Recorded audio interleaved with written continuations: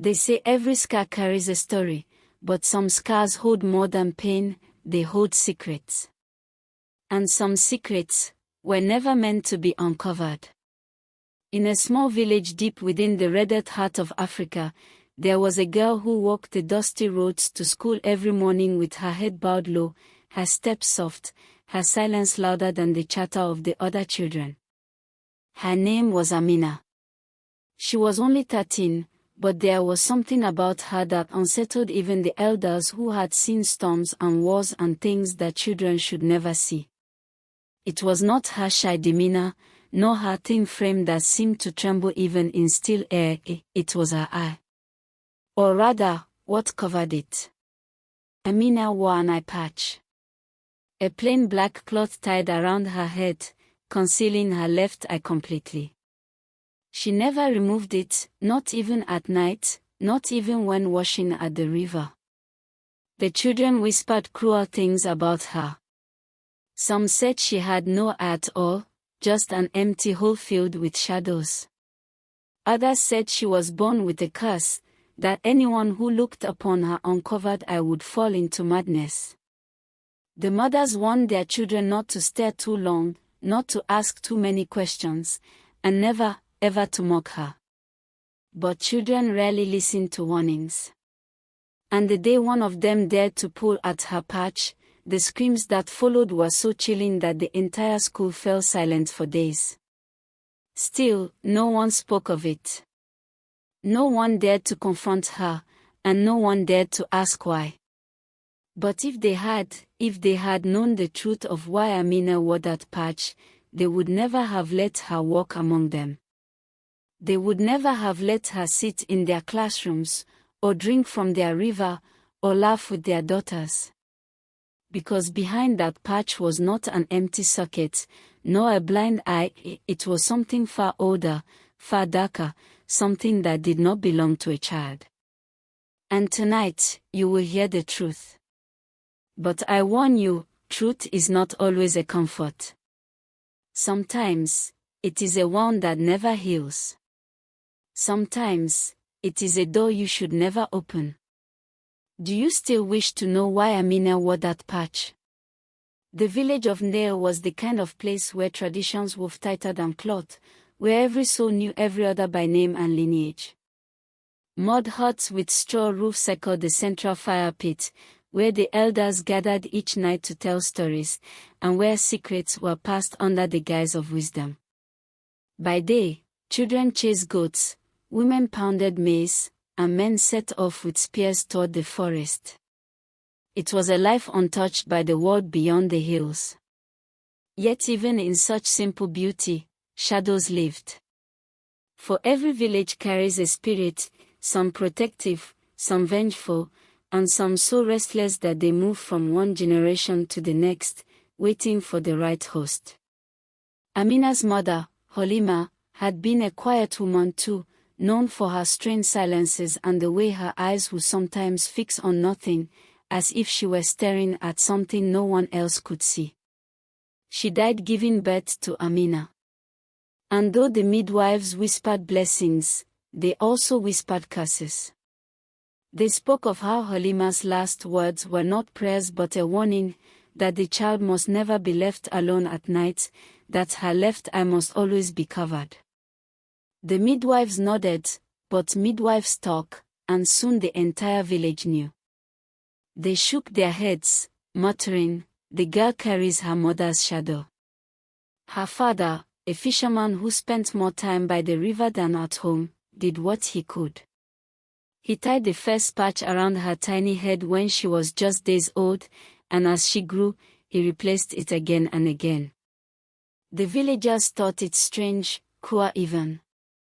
But he never explained, and no one pressed. Fear is a powerful silencer. By the time Amina turned 7, she was known as the girl with the patch.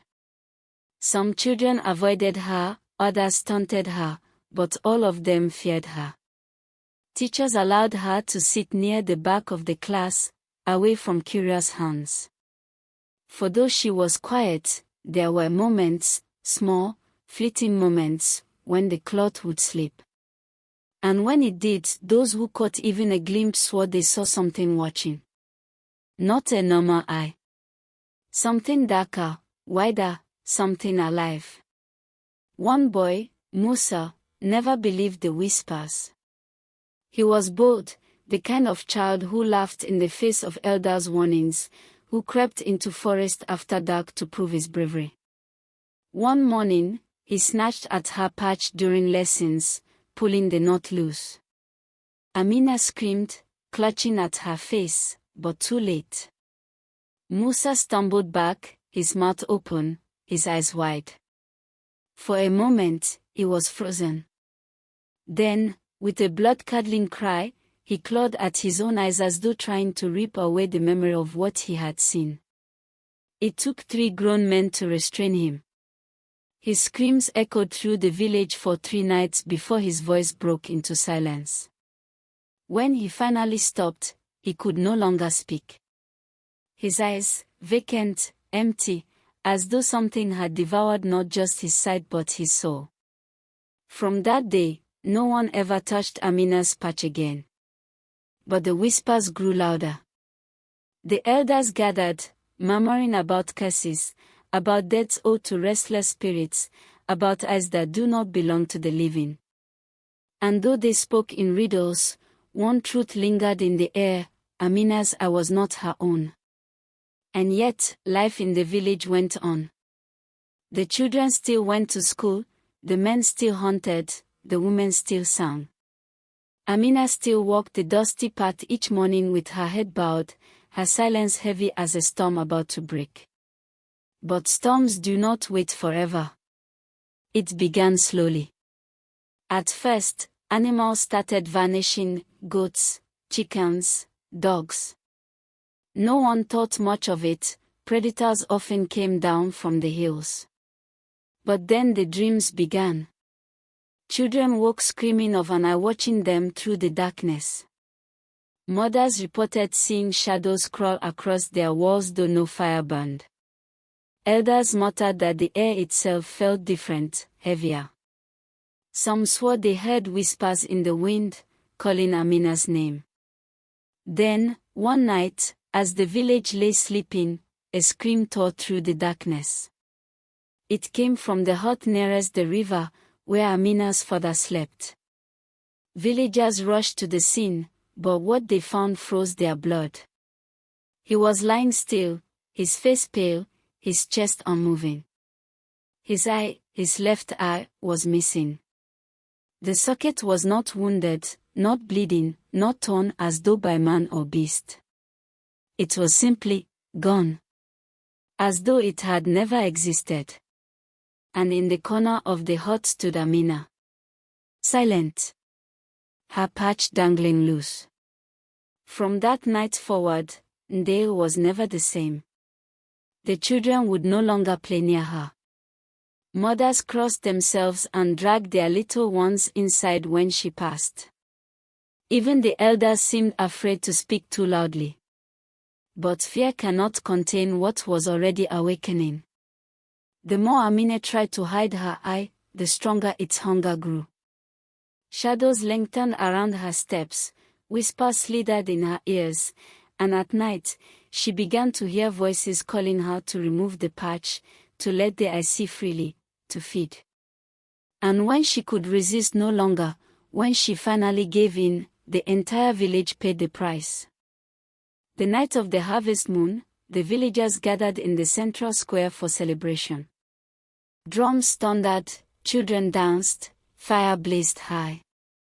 And Amina, standing at the edge of the circle, felt the patch slide loose in the heat of the moment. For the first time, she did not reach to fix it. She let it fall. Gasps rippled through the crowd. Some turned away in horror. Others, transfixed, could not look aside. And as they gazed upon what was hidden beneath, silence fell. Her left eye was not an eye at all. It was a void. A swirling darkness that seemed to stretch beyond the human world, filled with countless tiny shapes, faces, twisted and screaming, as though 1,000 trapped souls peered out from within. The crowd froze. The drums stopped. The fire flickered low, and the wind died still. Then the screaming began. One by one, villagers collapsed, clutching their faces. Others fled into the forest, never to be seen again. The elders dropped to their knees, wailing prayers that vanished into the void. And Amina stood in the center, her face half child, half nightmare, as if two beings warred within her for control. But in that moment, it was not Amina who won.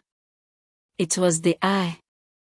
It drank their terror, devoured their souls, left bodies without voices, without breath. And when it was over, the square was littered with silence. The fire had died, the drums lay broken, and only Amina remained standing, her patch once again dangling, useless. When dawn broke, those who survived found themselves unable to speak of what they had seen. Their tongues grew heavy, their voices cracked. They became shadows of themselves, forever haunted by what they had glimpsed in the darkness. The village never recovered. Families fled, huts collapsed, crops withered. Ndale became a ghost village, abandoned to the wind. As for Amina, some say she wandered into the forest, never to be seen again. Others whisper she still roams, moving from village to village, always with the patch tight, always with her head bowed. They say if you ever meet a girl with one eye covered, do not ask her why. Do not try to see what lies beneath. For if you do, you may find yourself staring into a darkness that stares back, a darkness that hungers still. And so, the people of the land remember this tale not as a story but as a warning. Some scars are not wounds of flesh but wounds of spirit. Some secrets are not meant to be uncovered. And some eyes are not meant to see. Tell me, if you saw a girl wearing a patch over her eye, would you have the courage to look? Or would you bow your head, whisper a prayer, and walk quickly away, before the darkness within her finds you too? If this tale sent chills down your spine, don't forget to like, share, and subscribe for more terrifying African folktales.